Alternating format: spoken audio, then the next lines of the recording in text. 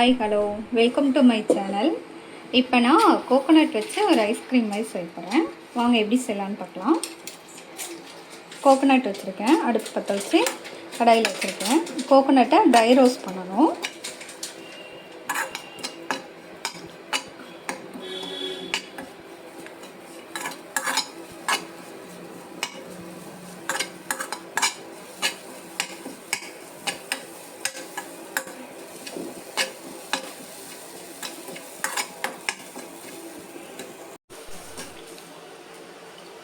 இந்த அளவுக்கு dry roast பண்ணணும். அவ்வளோதான், இதை எடுத்துருவோம். பாதாமையும் இந்த அளவுக்கு ட்ரை ரோஸ்ட் பண்ணணும். நல்லா பாதாமை ட்ரை ரோஸ்ட் பண்ணி இதை மிக்சியில் அரைக்க போகிறோம். மிக்சியில் சுகர் எடுத்திருக்கேன். இதை நான் இப்போ பவுடர் பண்ணிட்டு வர போகிறேன்.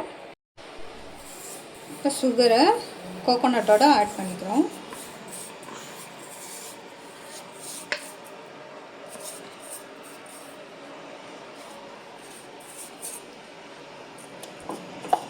ஆட் பண்ணி மிக்ஸ் பண்ணிக்கிறோம்.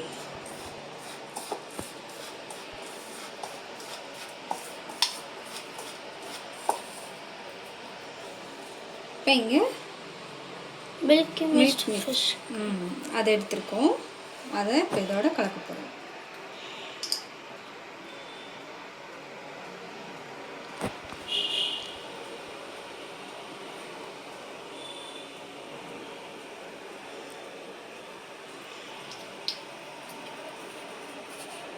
அங்கே ஐஸ்கிரீமு இப்போ இதை மிக்ஸ் பண்ணிக்கிறோம்.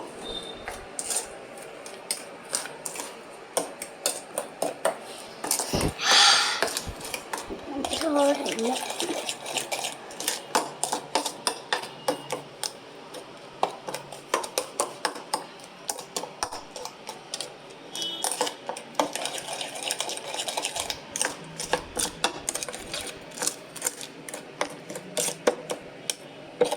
இப்போ மிக்ஸ் பண்ணி வச்சு இதில் ட்ரான்ஸ்ஃபர்மேஷன் பண்ணிடுவோம்.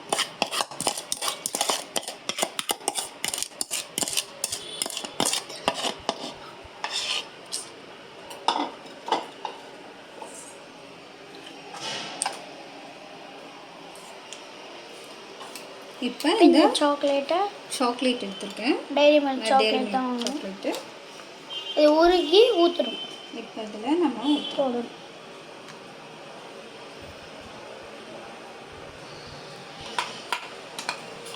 இது டைரி மில்க் போட்டால் இன்னும் டேஸ்ட்டாக இருக்கும் கைஸ்.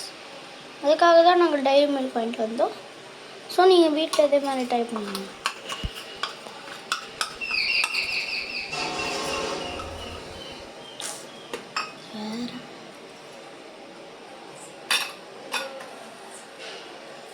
அது மேலே பாதாமை போட்டுக்கணும்.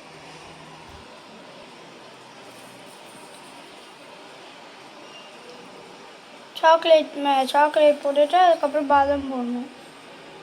சுகரும் ஆட் பண்ணிக்கணும் கைஸ். சுகரும் கோகோனட்டும் அப்படியே மிக்ஸ் பண்ணிவிட்டு அதுக்கப்புறம் போடணும்.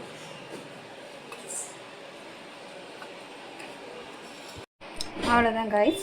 இதை ஃப்ரிட்ஜில் வைக்க போகிறோம். அரை மணி நேரம் ஃப்ரிட்ஜில் வச்சுட்டு அப்புறம் கைஸ் ஃப்ரிட்ஜிலேருந்து எடுத்துகிட்டு வந்துட்டேன். 1 மணி நேரம் வச்சுருந்தேன். நீங்களும் 1 மணி நேரம் வச்சுடுங்க ஃப்ரிட்ஜில். இப்போ நான் அதை டேஸ்ட் பண்ணி பார்க்குறேன்.